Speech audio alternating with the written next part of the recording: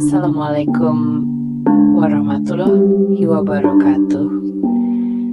Kembali lagi dengan saya, Vena, yang akan menemani malam kesendirian. Sebelum masuk ceritanya, tarik selimutmu, matikan lampu kamarmu. Mari kita simak ceritanya. Di sebuah desa terpencil bernama Alas Sembir, tersebar kisah bahwa siapapun yang berani melintasi hutan di pinggiran desa setelah matahari terbenam tidak akan pernah kembali dengan selamat. Beberapa warga yang nekat sering ditemukan dalam kondisi mengenaskan, sebagian hilang tanpa jejak.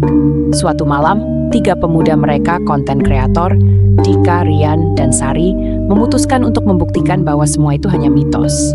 Mereka membawa kamera untuk merekam perjalanan mereka ke dalam hutan. Saat memasuki hutan, suasana terasa mencekam. Angin bertiup dingin dan suara-suara aneh mulai terdengar. Langkah mereka semakin dalam hingga tiba di sebuah rumah tua yang nyaris roboh. "Ini pasti rumah yang diceritakan warga," bisik Sari dengan napas tertahan. Dika, yang paling skeptis, mencoba membuka pintu rumah itu. Saat pintu terbuka, hawa dingin menyergap dan suara seperti bisikan terdengar dari dalam.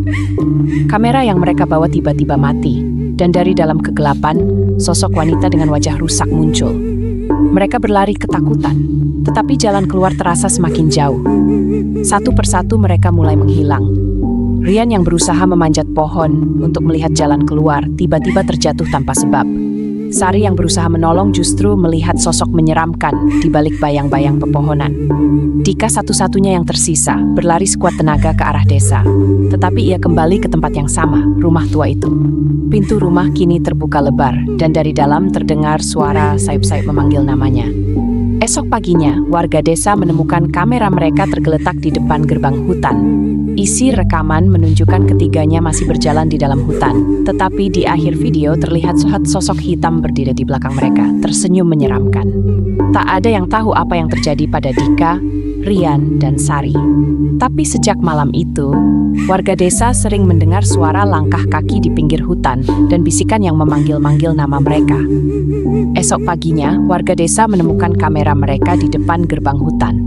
Beberapa orang tua desa yang pernah mengalami kejadian serupa menolak untuk melihat isi rekaman, tetapi seorang pemuda bernama Arif nekat menyalakan kamera itu di balai desa.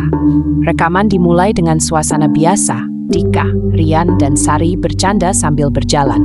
Namun semakin dalam ke hutan, kejanggalan mulai muncul. Suara samar terdengar di latar belakang, mirip bisikan tetapi terlalu jauh untuk dipahami. Saat mereka menemukan rumah tua itu, layar tiba-tiba bergetar, seolah ada gangguan. Lalu, sesaat sebelum kamera mati, bayangan hitam tinggi terlihat berdiri di sudut rumah. Rekaman kembali menyala. Kali ini hanya menampilkan Dika, duduk sendiri di lantai rumah tua. Matanya kosong, tubuhnya gemetar, dan ia berbisik pelan, "Jangan rekam." Dia tidak suka direkam. Lalu, terdengar suara langkah mendekat dari belakang kamera, suara berat seperti kaki telanjang menyeret di lantai kayu. Dika menoleh, dan tiba-tiba matanya membelalak ketakutan. Ia berteriak panik sebelum rekaman berhenti total. Arif menutup kamera dengan wajah pucat. "Kita harus mencari mereka," katanya, suaranya bergetar. Tapi orang tua desa menggeleng. Salah satu dari mereka, Pak Margo, berbicara dengan nada serius. "Siapapun yang masuk ke hutan itu, dia tidak akan bisa kembali, kalian harus terima." Namun Arif tidak puas. Malamnya, ia menemui seorang nenek tua yang dikenal sebagai dukun desa. Nenek itu akhirnya membuka rahasia kelam tentang Alas Sembir. Dahulu, rumah tua itu milik seorang perempuan bernama Lastri. Ia dituduh sebagai penyihir karena banyak warga yang sakit misterius setelah menolak bantuannya. Suatu malam, warga desa menyeretnya ke rumah itu, mengunci pintunya, lalu membakarnya hidup-hidup. Sebelum meninggal, Lastri bersumpah akan kembali untuk mengambil siapa saja yang memasuki wilayahnya setelah gelap. "Rohnya tidak pernah pergi," kata sang nenek dengan suara lirih. Dan kini dia telah memilih korban baru. Malam itu Arif tak bisa tidur. Di luar rumahnya, ia mendengar suara langkah kaki di tanah berpasir. Awalnya pelan, kemudian semakin mendekat. Cekrek, cekrek. Seperti suara kamera yang menyala sendiri. Arif menahan napas, lalu menoleh ke jendela. Dalam redup cahaya bulan, ia melihat sesuatu di luar, Dika. Atau lebih tepatnya sesuatu yang menyerupai Dika. Berdiri kaku di halaman rumah, wajahnya kosong, matanya hitam pekat. Dari bibirnya yang pucat, terdengar suara berbisik, "Jangan rekam." lampu di kamar Arif tiba-tiba mati. Dan dalam kegelapan ia mendengar suara pintu rumahnya perlahan terbuka. Malam itu Arif membeku di tempat tidurnya. Nafasnya pendek, keringat dingin mengalir di pelipis. Ia mendengar suara langkah kaki mendekati ranjangnya, disertai dengan suara kamera yang menyala sendiri. Cekrek, cekrek. Dengan tangan gemetar, ia meraih ponselnya dan menyalakan senter. Cahaya menyapu ruangan. Tidak ada siapa-siapa. Tapi ketika ia mengarahkan lampu ke pintu kamar, tubuhnya langsung membeku. Dika masih berdiri di sana, tetapi kini lebih dekat. Wajahnya lebih jelas, pucat, matanya kosong dan bibirnya bergerak seolah ingin mengatakan sesuatu. Namun yang terdengar hanya suara yang familiar. Jangan rekam, dia tidak suka direkam. Lalu, tiba-tiba, Dika berlari ke arahnya. Arif menjerit, tetapi begitu ia berkedip, Dika sudah hilang. Tidak ada apa-apa di kamarnya, pintu masih tertutup, seolah semuanya hanyalah mimpi buruk. Namun di ponselnya terdapat satu video yang baru saja direkam. Dengan tangan gemetar, ia menekan tombol play. Layar gelap selama beberapa detik. Kemudian dari balik bayangan, muncul sosok wanita. Rambutnya panjang,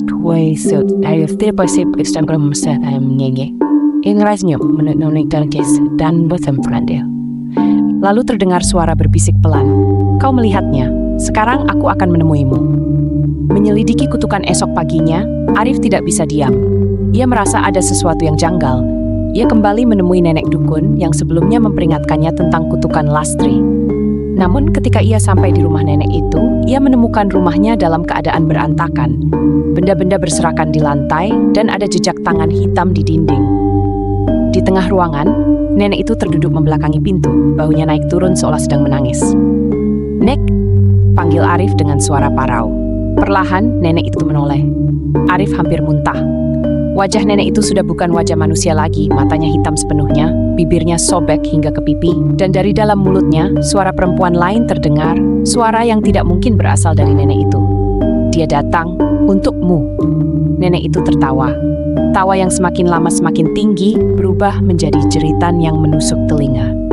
Arif mundur, lalu berlari sekencang mungkin keluar dari rumah itu.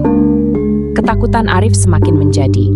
Ia tidak bisa mengabaikan fakta bahwa orang-orang yang berhubungan dengan hutan alas sembir mulai menghilang satu persatu. Dia memutuskan pergi ke rumah Pak Margo, orang tua desa yang sebelumnya memperingatkannya agar tidak mencari Dika, Sari, dan Rian.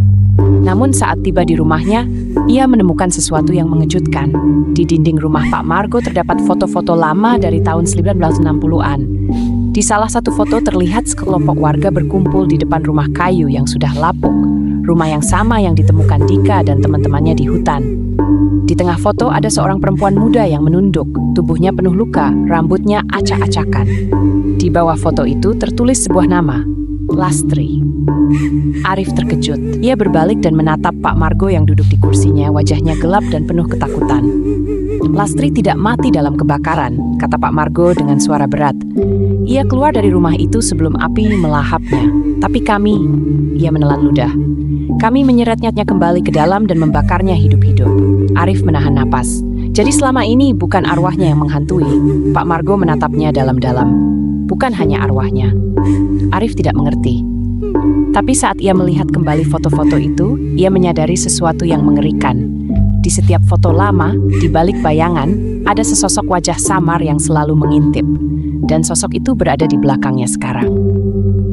Arif mencoba meninggalkan desa, tetapi setiap jalan yang ia lalui selalu kembali ke tempat yang sama, rumah tua di tengah hutan. Ia tahu bahwa ia tidak akan bisa lari. Malam itu, ia memasuki rumah tua itu. Angin dingin berhembus, dan di dalam, kegelapan menyelimuti. Arif menyalakan secara. Kali ini ia ingin jelas. Relhit, langkah atis. Krek! Kamera menyala dan menyorot ke tangga. Dari balik kegelapan, sosok perempuan berambut panjang muncul, merangkak turun dengan gerakan patah-patah. Matanya hitam menganga, dan bibirnya mengucapkan satu kalimat dengan suara berbisik yang bergema di seluruh ruangan. "Sekarang, giliranmu." Layar kamera tiba-tiba dipenuhi gangguan. Lalu, gelap. Beberapa hari kemudian, warga desa menemukan kamera Arif di gerbang hutan, sama seperti kamera Dika dan teman-temannya sebelumnya. Pak Margo, yang tersisa sebagai satu-satunya saksi, menyalakan kamera itu dengan tangan gemetar. Di dalam rekaman terlihat Arif berdiri di rumah tua itu. Ia menatap lurus ke kamera, wajahnya kosong. Lalu perlahan ia tersenyum. Di latar belakang terdengar suara perempuan berbisik. Semuanya sudah dimulai. Layar kamera menjadi hitam. Dan sejak malam itu, warga desa mulai menghilang satu persatu. Setelah hilangnya Arif, beberapa warga mulai merasa tidak aman. Suara-suara aneh sering terdengar dari hutan, terutama di dekat rumah tua yang selama ini ditinggalkan. Beberapa warga yang penasaran mengaku melihat bayangan seseorang berdiri di jendela rumah itu pada malam hari. Meskipun semua tahu bahwa tidak ada yang pernah kembali dari sana. Pak Margo, yang merasa bersalah atas semua yang terjadi, akhirnya mengumpulkan keberanian untuk menemui seseorang yang bisa membantu. Ia pergi ke kota terdekat, menemui Dr. Rendra, seorang dosen antropologi yang dikenal sering meneliti kasus-kasus mistis di daerah terpencil. Ketika Dr. Rendra mendengar kisah Alas Sembir, ia tertarik untuk menyelidikinya lebih dalam. Ia mengajak asistennya, Maya, seorang mahasiswa yang tertarik dengan penelitian supranatural. Bersama Pak Margo, mereka kembali ke desa dengan membawa peralatan modern, kamera inframerah, alat perekam suara, dan sensor gerak. Namun, mereka tidak tahu bahwa mereka baru saja membuka pintu ke sesuatu yang lebih mengerikan. Saat malam tiba, Dr. Rendra dan Maya memasang kamera di beberapa titik desa, terutama mengarah ke hutan dan rumah tua itu. Kamera inframerah menangkap pergerakan aneh di sekitar rumah tua. Bayangan hitam melintas di balik pepohonan, tetapi tidak terlihat jelas. Maya yang sedang merekam dengan perekam suara menangkap sesuatu yang janggal. Saat mereka berada di halaman rumah tua, terdengar suara aneh di dalam rekaman. Bisikan samar, seolah ada seseorang yang sedang berbicara dengan nada marah. Dr. Rendra mendengarkan ulang rekaman itu. "Jangan rekam, dia tidak suka direkam." Maya terdiam. "Itu suara Dika," bisiknya panik. Pak Margo merasakan hawa dingin menjalar ke tengkuknya. "Kita harus pergi sekarang juga." Namun, sebelum mereka sempat mundur, pintu rumah tua itu terbuka dengan sendirinya. Seketika, udara menjadi lebih dingin. Dr. Rendra yang lebih rasional mencoba memasuki rumah itu untuk membuktikan bahwa tidak ada yang perlu ditakuti. Namun, begitu ia melangkah masuk, sesuatu yang tak terlihat menutup pintu dengan keras, memisahkan dirinya dari Maya dan Pak Margo. Di dalam rumah, Dr. Rendra merasakan atmosfer yang aneh. Ia menyalakan senter dan melihat sekeliling. Lantai rumah itu dipenuhi jejak kaki kecil, seperti bekas anak-anak yang berlarian di atas tanah berdebu. Lalu, ia melihat cermin besar di sudut ruangan. Cermin itu berdebu, tetapi di permukaannya ada bekas tangan, seolah seseorang pernah menyentuhnya dari dalam. Saat Dr. Rendra mendekat untuk membersihkannya, ia melihat refleksi seseorang berdiri di belakangnya. Seorang perempuan berambut panjang dengan mata yang sepenuhnya hitam. Tiba-tiba, sesuatu menariknya dari belakang dan ia jatuh ke lantai. Cermin itu bergetar keras, lalu retak, tetapi tidak pecah sepenuhnya. Dari dalam retakan cermin terdengar suara lirih. "Mereka menyembunyikan semuanya, mereka menghancurkan hidupku. Sekarang, aku akan menghancurkan mereka." Dr. Rendra berusaha keluar dari rumah, tetapi pintu tidak bisa dibuka. Lalu di tangga menuju lantai 2, muncul seseorang. Dika. Atau sesuatu yang menyerupai Dika. Wajahnya kaku, pucat, dan matanya kosong. Mulutnya bergerak, tetapi suaranya seperti rekaman yang rusak. "Jangan rekam, dia tidak suka direkam." Tiba-tiba, cermin itu pecah total, dan dari dalamnya sesuatu keluar. Di luar rumah, Maya dan Pak Margo mendengar suara jeritan Dr. Rendra. Mereka mencoba masuk, tetapi pintunya terkunci. Maya, dalam kepanikannya, melihat sesuatu di tanah. Sebuah petunjuk yang selama ini tersembunyi. Di belakang rumah, terdapat tanah yang tampak lebih baru dibandingkan tanah di sekitarnya. Maya menggali dengan tangan kosong, dan semakin dalam ia menggali, semakin ia merasa panik. Akhirnya, jari-jarinya menyentuh sesuatu yang keras. Sebuah tengkorak manusia. Tiba-tiba, suara jeritan bergema dari dalam rumah. Pintu terbuka sendiri dan Dr. Rendra terdorong keluar dengan wajah penuh luka cakaran. Di dalam rumah, sosok perempuan itu kini terlihat jelas. "Lastri." Pak Margo jatuh terduduk, tubuhnya gemetar. "Jadi ini yang selama ini kau cari," bisiknya. Lastri menoleh ke arah mereka, wajahnya penuh kebencian. "Kalian membakarku, kalian menguburku, tapi aku tetap kembali." Dari dalam rumah, bayangan-bayangan hitam mulai muncul. Sosok-sosok itu adalah mereka yang sudah menghilang. Dika, Rian, Sari, dan Arif, mata mereka kosong, mulut mereka bergerak tanpa suara. Mereka adalah bagian dari kutukan itu sekarang. Pak Margo dengan suara penuh penyesalan berlutut di hadapan Lastri. Kami tidak bisa mengembalikan nyawamu, tapi kami bisa mengungkap kebenaran. Maya yang masih gemetar mengeluarkan ponselnya dan merekam semuanya. Ia ingin dunia tahu bahwa yang terjadi di alas Sembir bukan sekadar legenda, tetapi kenyataan yang menakutkan. Namun, saat ia menekan tombol rekam, Lastri berbalik dan menatapnya tajam. Tiba-tiba, layar ponselnya penuh gangguan. Suara rekaman berubah menjadi jeritan. Maya merasa tubuhnya kaku, seolah ada tangan tak terlihat yang mencekiknya. Lastri tidak suka direkam. Dokter Rendra buru-buru menarik Maya menjauh dan melemparkan ponselnya ke tanah. Begitu layar ponsel itu retak, tubuh Maya jatuh lemas ke tanah, wajahnya pucat pasi. Maya membuka matanya perlahan, tetapi matanya kini sepenuhnya hitam. Pak Margo menunduk, berdoa dalam hati. Tidak ada yang bisa menyelamatkan mereka sekarang. Dari kejauhan terdengar suara langkah kaki, langkah yang semakin mendekat.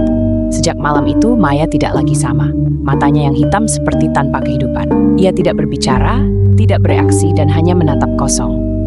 Dr. Rendra dan Pak Margo membawanya kembali ke rumah Pak Margo untuk beristirahat, tetapi Maya tidak menunjukkan tanda-tanda kelelahan atau kesakitan. Ia hanya diam. Malamnya, Dr. Rendra memasang alat perekam suara di kamar Maya, mencoba memahami apa yang sebenarnya terjadi padanya. Saat pagi menjelang, ia memeriksa hasil rekaman. Hasilnya membuat darahnya membeku. Saat seluruh rumah dalam keadaan sepi, dalam rekaman terdengar bisikan pelan dari Maya. Namun yang berbicara bukanlah suara Maya yang biasa. Suaranya terdengar parau, kasar dan penuh kebencian. "Kau milikku sekarang." Lalu terdengar suara lain, lebih menyerupai tangisan, tetapi bukan milik Maya. "Tolong keluarkan aku." Dr. Rendra menatap Maya yang masih terbaring diam. Ia mulai menyadari sesuatu yang lebih mengerikan. Dua jiwa kini berada dalam tubuh Maya. Sementara itu, Pak Margo mulai mengalami mimpi-mimpi buruk. Dalam tidurnya, ia kembali ke masa lalu, tahun 1960-an, ketika ia masih kecil dan menyaksikan apa yang terjadi pada Lastri. Dalam mimpi itu, ia melihat kelompok warga desa menyeret seorang wanita muda ke rumah kayu di tengah hutan. Wanita itu menangis, meronta, tetapi wajahnya sudah penuh luka. "Aku tidak bersalah. Aku tidak membunuh siapa-siapa," Lastri berteriak. Namun, orang-orang tidak peduli.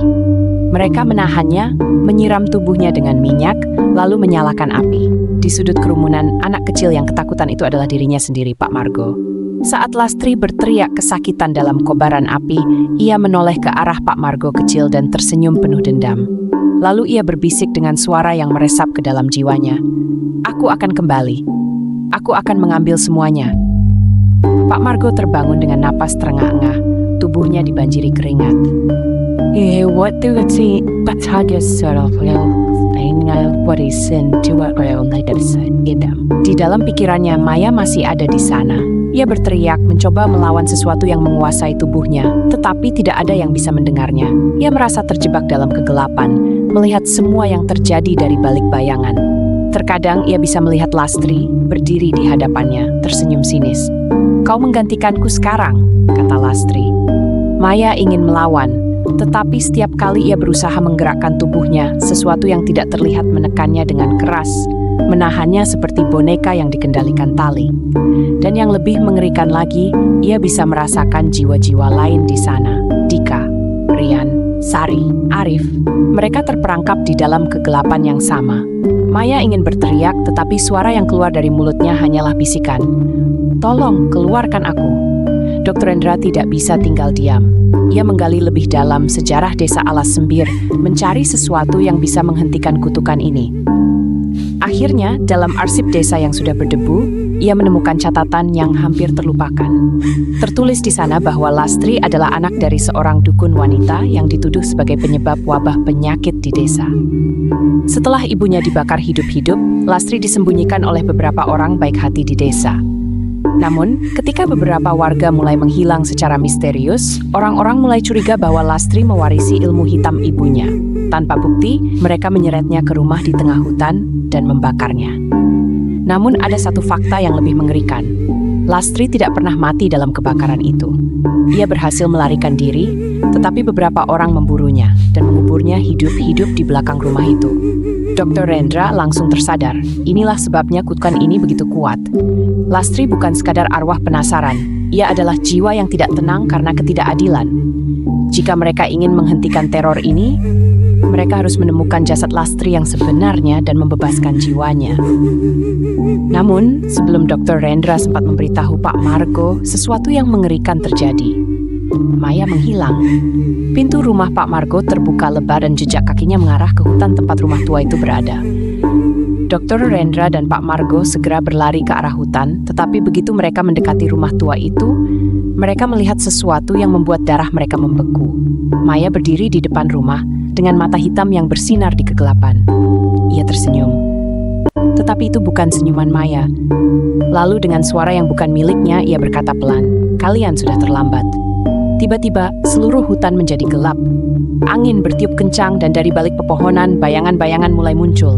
Dika, Rian, Sari, Arif, dan jiwa-jiwa lain yang telah lama hilang. Mereka berjalan mendekat dengan gerakan patah-patah. Mata mereka hitam kosong. Dr. Rendra Muftahan last minggu by Maya. Dan sekarang ia akan ada lebih so many times. Maya tidak lagi sama. Setiap malam ia berjalan tanpa arah di sekitar desa, tanpa suara, tanpa emosi. Para warga yang masih tersisa mulai ketakutan dan mengunci pintu mereka lebih awal. Namun yang lebih mengerikan bukan hanya perilakunya, tetapi cara ia menatap seseorang. Seolah-olah ia bisa melihat sesuatu yang tidak bisa dilihat orang lain. Dr. Rendra dan Pak Margo tahu mereka harus bertindak cepat. Mereka mulai menyusun rencana untuk menemukan jasad asli Lastri yang konon dikubur hidup di belakang rumah tua. Namun mereka dihadapkan pada masalah lain. Maya selalu mengawasi mereka. Ia tahu mereka berusaha menghentikannya, dan ia tidak akan membiarkan itu terjadi. Di dalam pikirannya, Maya masih ada, terjebak dalam ruang tanpa cahaya, pendengar suara jeritan orang-orang yang telah mati sebelum dirinya. Di sudut ruang itu, ia melihat Lastri berdiri menatapnya. "Kau sudah menjadi bagianku, Maya. Berhentilah melawan. Kau tidak bisa menang." Maya menggertakkan giginya. Ia tidak ingin menyerah. Di sekelilingnya, ia melihat bayangan-bayangan lain. Dika, Rian, Sari, Arif. Mereka semua terjebak di dalam kutukan ini. "Kami tidak bisa pergi," bisik suara Sari. Maya menatap mereka. Ia sadar satu hal, mereka tidak bisa pergi karena kutukan ini bukan hanya milik Lastri. Ada sesuatu yang lebih tua dan lebih kuat di balik semuanya. Dan jika mereka ingin menghentikannya, mereka harus menemukan akar dari kutukan ini. Dr. Rendra dan Pak Margo akhirnya menemukan sebuah petunjuk baru dalam arsip tua desa. Mereka menemukan sebuah catatan yang lebih lama dari peristiwa Lastri. Ternyata sebelum Lastri lahir, desa ini sudah memiliki sejarah yang kelam.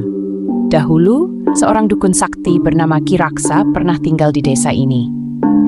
Ia dihormati karena memiliki ilmu penyembuhan, tetapi juga ditakuti karena ilmu gaibnya. Namun, ketika penyakit misterius melanda desa, para warga menyalahkannya dan membunuhnya dengan kejam, menguburnya hidup-hidup di dasar sumur tua di tengah hutan. Sebelum mati, Kiraksa mengutuk desa ini. "Darah yang tertumpah di tanah ini tidak akan pernah hilang. Mereka yang membunuhku dan keturunan mereka akan membayar harga yang mahal." Pak Margo gemetar. Ini bukan hanya tentang Lastri. Lastri hanyalah korban lain dari kutukan yang lebih tua. Ia sendiri telah menjadi alat balas dendam yang lebih besar, kutukan Kiraksa. Dan kini, Maya menjadi bagian dari itu. Dr. Rendra dan Pak Margo menyadari mereka harus pergi ke sumur tua di dalam hutan. Jika Kiraksa memang akar dari kutukan ini, mereka harus menghancurkan sisa-sisa jasadnya. Namun, masalahnya, Maya kartis dengannya.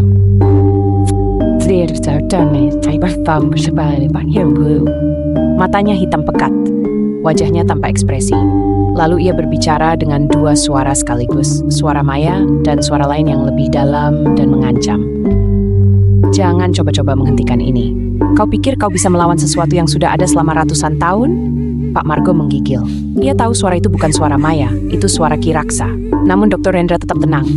"Jika kau tidak bisa dihentikan, kenapa kau masih mencoba menakut-nakuti kami?" Maya terdiam sesaat, seolah ada konflik di dalam dirinya. Lalu, tanpa peringatan, ia menyerang. Matanya berubah merah, dan ia bergerak dengan kecepatan yang tidak manusiawi. Dr. Rendra dan Pak Margo hanya punya satu kesempatan untuk kabur. Mereka melemparkan segenggam garam dan tanah kuburan ke arah Maya. Maya menjerit keras, tubuhnya bergetar. Ini cukup untuk memberi mereka waktu melarikan diri ke hutan. Namun, mereka tahu Maya akan segera menyusul. Ini berarti Saat mereka tiba di sumur tua yang sudah ditinggalkan, mereka menemukan sesuatu yang mengejutkan. Sumur itu masih tertutup rapat dengan batu besar. Ini berarti Ki Raksa tidak pernah benar-benar dikeluarkan dari tempat ini. Dr. Rendra segera menuangkan minyak dan menyiapkan api. Namun sebelum mereka bisa menyalakannya, Maya tiba. Tetapi kali ini ia tidak sendirian. Dika, Rian, Sari, dan Arif berjalan dari dalam hutan dengan gerakan patah, jif seperti boneka yang dikendalikan tali. Mata mereka hitam kosong. Pak Margo menyadari, ini adalah saat terakhir mereka bisa menghentikan kutukan ini. Dengan cepat, ia menyalakan api dan membakari sumur itu. Saat api menyala, Maya menjerit kesakitan, tetapi bukan karena ia terbakar, melainkan karena sesuatu di dalam dirinya sedang berusaha keluar. Lastri, Ki Raksa, jiwa-jiwa yang selama ini terjebak dalam kutukan.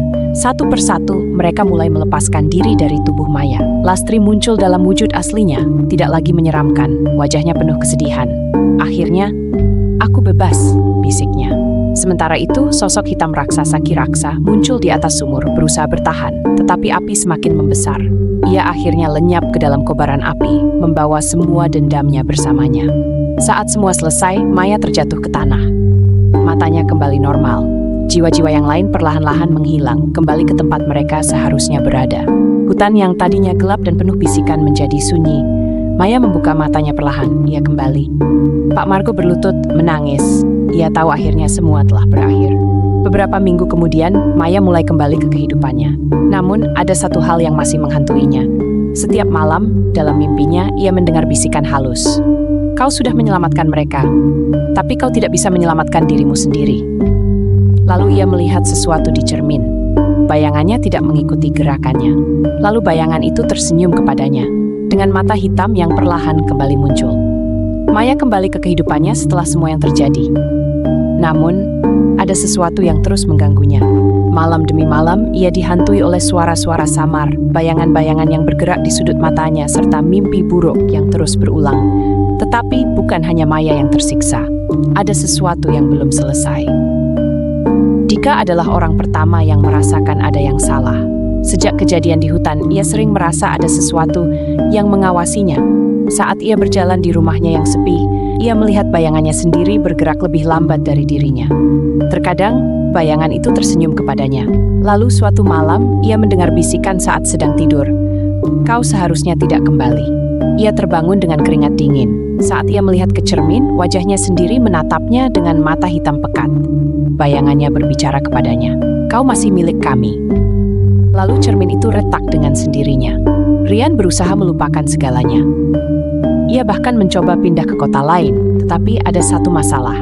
Setiap kali ia tidur, pintu kamarnya selalu terbuka sendiri.